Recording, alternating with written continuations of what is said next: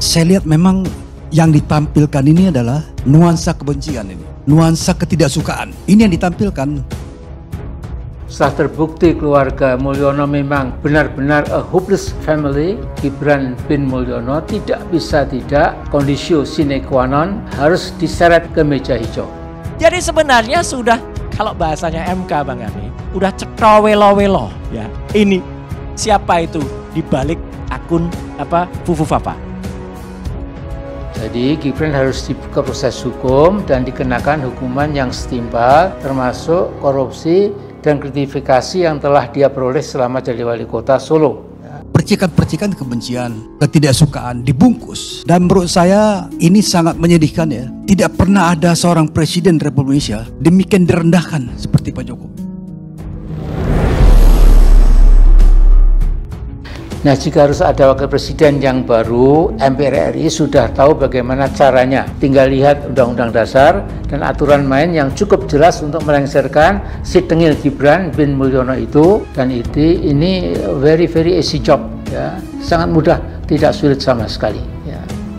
Jadi saya ingin kembali kepada tema diskusi ini setelah kakak Pupu atau Pupu kakak ya. Setelah Pupu kakak, ya bisakah pelantikan Gibran dibatalkan?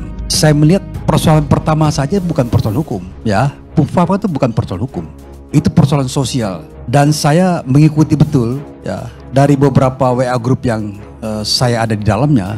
Saya lihat memang yang ditampilkan ini adalah nuansa kebencian, nuansa ketidaksukaan. Ini yang ditampilkan, bukan rasionalitas yang diterangkan oleh Mas Suryo tadi. Kalau Mas Suryo yang semua orang seperti Mas Suryo, barangkali kita bisa ikuti cara berpikirnya. Tapi yang ditampilkan ini adalah pernik-pernik, percikan-percikan kebencian, ketidaksukaan dibungkus. Dan menurut saya ini sangat menyedihkan ya. Tidak pernah ada seorang presiden Republik Indonesia demikian direndahkan seperti Pak Jokowi. Jadi sebenarnya sudah, kalau bahasanya MK Bang Ami, udah cetrawelo-welo ya. Ini siapa itu di balik akun Fufufapa. Kalau ingin pembuktian real, bukan katanya-katanya, lebih akurat kita menggunakan forensik digital analis bersertifikat. Jadi orang yang bisa menyampaikan ke publik secara akurat, karena kan ini hal yang sangat presisi, adalah seorang pakar forensik digital analis yang bersertifikat. Dan saya rasa Mas Suryo belum punya, saya tidak punya, apalagi Pak PS ini kan seorang jenderal bintang 4, dengan basic keluarga juga terdidik, usia seperti hari ini, kita lihat belakang dia keliling kemana-mana. Yang dia pikirkan saya rasa bagaimana bangsa ini satu, bagaimana kita membangun sebuah marwah konten sosmed itu positif gitu, negatif. Sebab apa yang kita bahas tentang orang forensik digital analis bisa membuktikan dan itu benar, betapa malunya peradaban bangsa ini. Malu tidak? Coba saya tanya ke Anda semua, malu tidak? Lalu karena saya hadir ke sini, saya meminta kepada kawan-kawan di tim di ELC, izinkan saya hadir. Saya terus terang mungkin wakil dari publik yang sangat terganggu. Kok kita dalam 10 tahun terakhir kian drop peradabannya, stunting moral, bukan hanya stunting fisik. Nah bayangkan dalam banyak lini kita stunting, sampai kapan begitu? Sampai kapan ini kita biarkan? Sampai urusan boleh terus Bang? Sampai urusan ijazah Pak Jokowi dipersoalkan, sampai dia PKI dipersoalkan. Saya menantang semua di sini, Bung Akbar juga dulu di rumah transisi. Saya mengindikasikan perubahan kejokowian itu di rumah transisi kok. Apa itu kejokowian? Memuliakan ketulusan, keinsanan, shake hand. Dan kalau saya pegang dada, yang bersangkutan seperti orang Jepang, sangat santun. Lalu kenapa terjadi perubahan-perubahan itu? Lepas daripada kita setuju tidak setuju, tidak pernah ada seperti ini. Bagaimana dulu digelari plongo-plongo gitu kan, ya, kemudian yang lain-lain segala macam, sampai dibilang dalam satu kampanye di Yogyakarta, saya dibilang plongo-plongo, dibilang ini segala. Sekarang saya lawan. Ini tidak bagus dalam kehidupan ketatanegaraan kita. Dan dalam persoalan ini ya, kalau selagi belum menjadi masalah hukum, masih menjadi masalah sosial, kita bisa perdebatkan di mana kita nilai peristiwa itu. Kalau misalnya Mas Roy Suryo ya memang demikian kuat datanya, tapi juga problem hukum apa yang mau dimunculkan terkait dengan kasus Fufapa ini? Kecuali tadi Anda misalnya bilang ada pornografi dan segala macam. Ya ini Dilemanya di situ.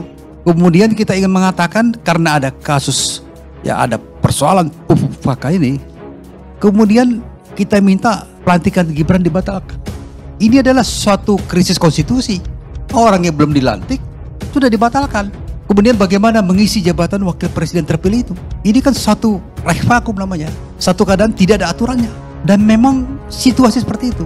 Ini problem-problem besar gitu yang menurut saya walaupun dianggap seperti kayak tidak serius, tapi ini persoalan serius. Bagaimana orang dibatalkan haknya? Belum diberikan diambil, kecuali sudah diberikan. Seperti tadi Mas Faisal Akbar bilang bahwa sudah dilantik, baru dibilang, oh kamu nggak becus, kamu nggak ini. Itu baru masuk logikanya.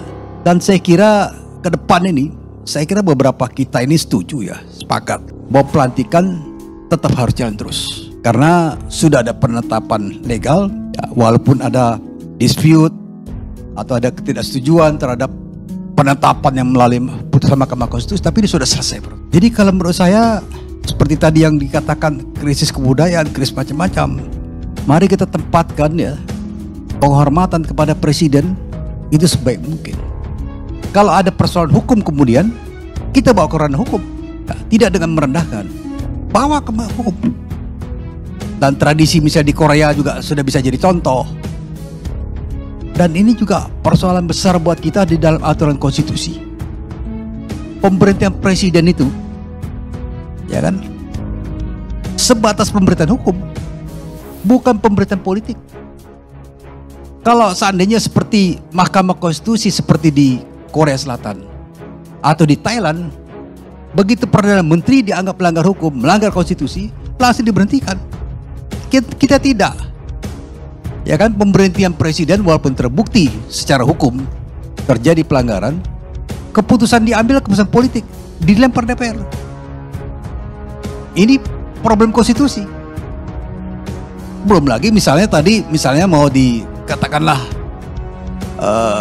dipotong di tengah jalan, nggak usah dilantik. Dasarnya apa? Dan pertanyaan berikutnya, loh, legal remediesnya bagaimana? Kalau dia diberhentikan, apa mau dipilih melalui mekanisme MPR? Nggak ada jalan keluarnya. Ini problem jadinya sama saya. Tapi saya paham betul bahwa apa yang disampaikan oleh Bang Karni melalui topik malam ini, topik hari ini adalah menggelitik kita. Ada hal-hal bolong-bolong di dalam aturan konstitusi itu tradisi.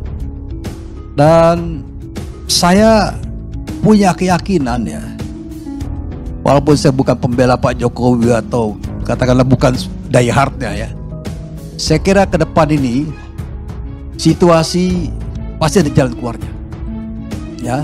Dan kemudian memang kalau kita lihat karakter dari Pak Prabowo, dia akan betul-betul bekerja sekuat tenaga untuk membawa Indonesia maju, membawa rakyat ini lebih sejahtera.